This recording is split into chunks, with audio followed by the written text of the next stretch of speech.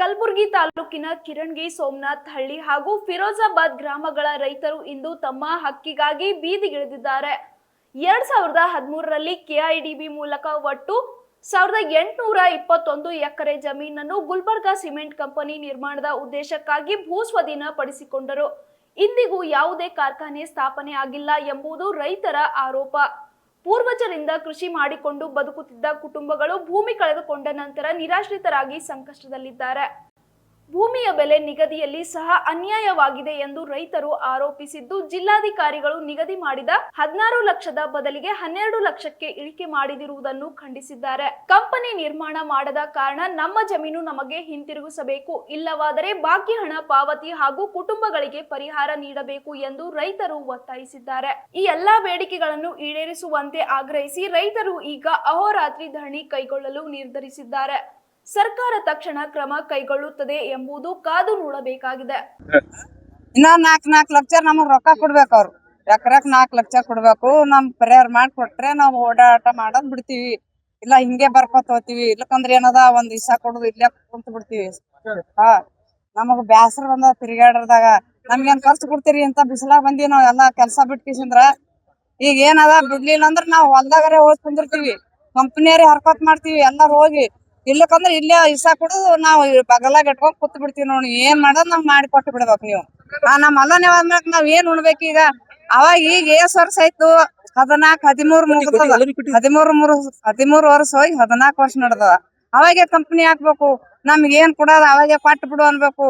ನಮ್ ಕಡೆ ಏನ್ ತಪ್ಪಿಲ್ಲ. ನೀವ್ ಏನದ ರೈತರಿರಿ, ಬೆಳೀರಿ, ಉಂಡ್ರಿ ಅಂತ ಹೇಳ್ದಾರ ನಮ್ಗ. ನೀವ್ ಹೇಳ್ದಂಗ ನಾವ್ ಮಾಡೀವಿ. ನಾವು ಹೊಲ ಕೊಟ್ಟಿವಿ, ನೀವ್ ರೊಕ್ಕ ಕೊಟ್ರಿ. ಇನ್ನ 4 ಲಕ್ಷ ಕೊಡೋದಿತ್ತು ಅವಾಗೆ. ಅವಶ್ಯ ಕೊಟ್ಟಿಗೆಸ ನಮ್ ನೆತ್ತಿ ಬೆಡದು ಹೋರಿ ಅನ್ನೋದಿತ್ತು. ಹೊಲ್ದಾಗ ಹೆಜ್ಜಿ ಹೊಡ್ತಿದ್ರ ನಾವ್. ಈಗ ಏನ್ ಮಾಡೋದಂದ್ರ ನೋಡು, ಎಕರೆಕ್ 4 ಲಕ್ಷ ನಮ್ಗ್ ಕೊಡತಕ ನಾವ್ ಇಟ್ ಮಾಡವ್ರಿ.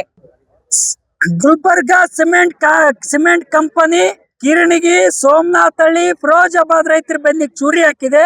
ನ್ಯಾಷನಲ್ ಮ್ಯಾನುಫ್ಯಾಕ್ಚರ್ ಕಾಯ್ದೆಯನ್ನ ಉಲ್ಲಂಘನೆ ಮಾಡಿದರೆ ಆ ರೈತರ ಭೂಮಿ ರೈತರಿಗೆ ವಾಪಸ್ ಕೊಡ್ಬೇಕಂತಕ್ಕಂಥ ಮಾತನ್ನ ಕೇಳಿಕೊಟ್ಟಿವಿ.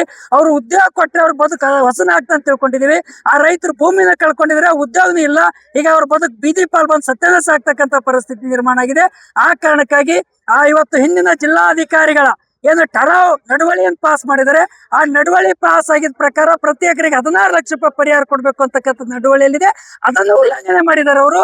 ಆದ್ರೆ ಆ ಕಾರಣಕ್ಕೆ ಅವ್ರ ಮೇಲೆ ಕಾನೂನು ಕ್ರಮ ಜರುಗಿಸ್ಬೇಕು, ಇವ್ರಿಗೆ ಪರಿಹಾರ ಕೊಡ್ಬೇಕು, ಆ ರೈತರ ಭೂಮಿ ರೈತರು ವಾಪಸ್ ಕೊಡ್ಬೇಕು, ಈಗಿನ ರೇಟ್ ಬೆಲೆಯನ್ನ ನಿಗದಿ ಮಾಡಿ ಪರಿಹಾರ ಕೊಡ್ಬೇಕು ಅಂತಕ್ಕಂಥ ಮಾತನ್ನ ಕೇಳಕ್ಕೆ ಇವತ್ತು ಈ ಪ್ರತಿಭಟನೆಯನ್ನ ನಡೆಸ್ತಾ ಇದ್ವಿ. ಜಿಲ್ಲಾಡಳಿತ ತಕ್ಷಣವೇ ಒಂದು ಮೀಟಿಂಗ್ ಅನ್ನು ಏರ್ಪಾಟ್ ಮಾಡ್ಬೇಕು. MB ಪಾಟೀಲ್ರು, ಮುಖ್ಯಮಂತ್ರಿಗಳು, ಜಿಲ್ಲಾ ಉಸ್ತುವಾರಿ ಮಂತ್ರಿಗಳು ಈ ಭೂ ಸಂತ್ರಸ್ತರ ನೆರವಿಗೆ ಧಾವಿಸ್ಬೇಕು ಅಂತಕ್ಕಂಥ ಮಾತನ್ನ ಆಗ್ರಹ ಮಾಡ್ತಾ ಇದ್ವಿ ಸರ್. ಒಂದು ವೇಳೆ ಅವ್ರು ಕೊಡ್ಲಿಲ್ಲ ಅಂತಂದ್ರೆ ನಮ್ಮ ಹೋರಾಟ ನಿಲ್ಲೋದಿಲ್ಲ. ಆ ಭೂ ಸಂತ್ರಸ್ತರ ರೈತರ ತಾಳ್ಮೆಯನ್ನ ಪರೀಕ್ಷೆ ಮಾಡಕ್ಕ ಹೋಗ್ಬಾರ್ದು. ಇವತ್ತು ಡೆಲ್ಲಿಯಲ್ಲಿ ನಡೆದಿರ್ತಕ್ಕಂಥ ಹೋರಾಟದ ರೂಪರೇಷ ಇನ್ನೊಂದು ಸ್ವತಂತ್ರ ಸಂಗ್ರಾಮ ಹೋರಾಟ ಗುಲ್ಬರ್ಗದಲ್ಲಿ ನಡೀತದೆ ಅಂತಕ್ಕಂಥ ಮಾತನ್ನ ಎಚ್ಚರಿಕೆ ಕೊಡ್ತಾ ಇದ್ದೀವಿ. ಅವರು ಕೊಟ್ಟಿರ್ತಕ್ಕಂಥದ್ದು ಜಿಲ್ಲಾಧಿಕಾರಿಗಳ ನಡವಳಿಯಲ್ಲಿ ಪಾಸ್ ಆಗಿರ್ತಕ್ಕಂಥದ್ದು 1 ಎಕರೆಗೆ 16 ಲಕ್ಷ ರೂಪಾಯಿ. ಆದ್ರೆ ನಡವಳಿಯನ್ನ ಬೈಪಾಸ್ ಮಾಡಿದರೆ, ಉಲ್ಲಂಘನೆ ಮಾಡಿದರೆ, ನ್ಯಾಷನಲ್ ಮ್ಯಾನುಫ್ಯಾಕ್ಚರ್ ಕಾಯ್ದೆ ಏನ್ ಹೇಳ್ತದ, ಭೂಮಿ ಖರೀದಿ ಮಾಡಿದ 5 ವರ್ಷದ ಒಳಗಾಗಿ ಕೈಗಾರಿಕೆಯನ್ನ ಕಟ್ಟಬೇಕು, ಇಂಡಸ್ಟ್ರಿಯಲ್ ಅನ್ನ ಕಟ್ಟಲಿಲ್ಲ ಅಂದ್ರೆ ರೈತರ ಭೂಮಿ ರೈತರು ವಾಪಸ್ ಕೊಡ್ಬೇಕಂತ ಕಾಯ್ದೆನ ಹೇಳ್ತದ. ಆ ಕಾಯ್ದೆಯನ್ನ ಉಲ್ಲಂಘನೆ ಮಾಡಿದರೆ ಆ ಕಾರಣಕ್ಕೆ ನಾವು ಕೇಳಕ್ ಬಯಸ್ತಿದೀವಿ, ಆ ರೈತರ ಭೂಮಿ ರೈತರು ವಾಪಸ್ ಕೊಡ್ಬೇಕಂತಕ್ಕಂಥ ಮಾತನ್ನ ಆಗ್ರಹ ಮಾಡ್ತೀವಿ.